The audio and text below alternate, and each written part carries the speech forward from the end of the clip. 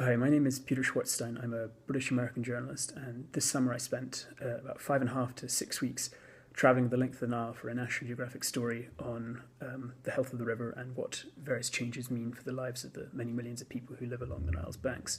I started near the source of the Blue Nile, near Lake Tana in western Ethiopia.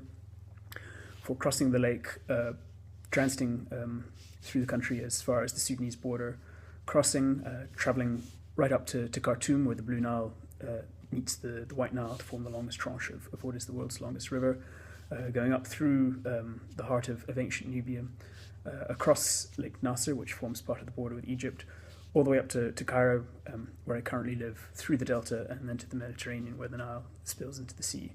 I was working initially with an immensely talented Egyptian photographer called Jonathan Rashad, before later linking up with the equally talented Leyland Cecco.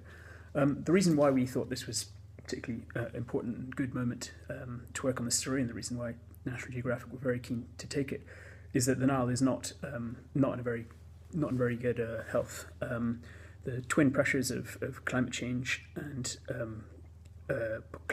population growth are exacting a very heavy price.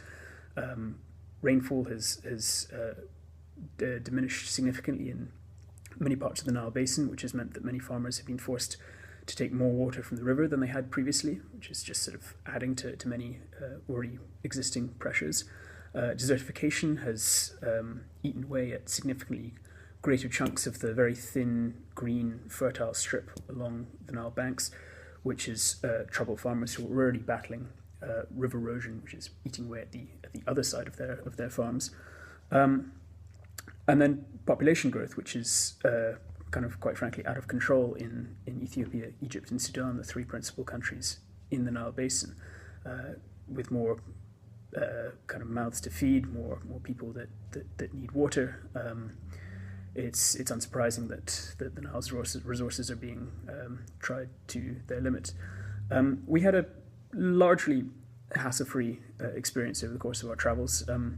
Unsurprisingly, perhaps, after having chosen to travel in the height of summer, we had to battle some very high temperatures in the Sahara, up to the mid to high 50s at various points.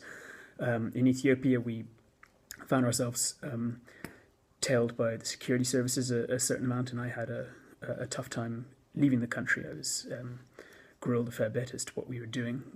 As far as the Ethiopians in particular are concerned, the Nile is a very strategically significant spot, and they were none too happy to have foreign reporters sort of busying ourselves around. Anyway, these stories should appear in National Geographic very soon, 3-part series, and we hope that you will read them and enjoy Jonathan and Leyland's superb pictures. Thanks.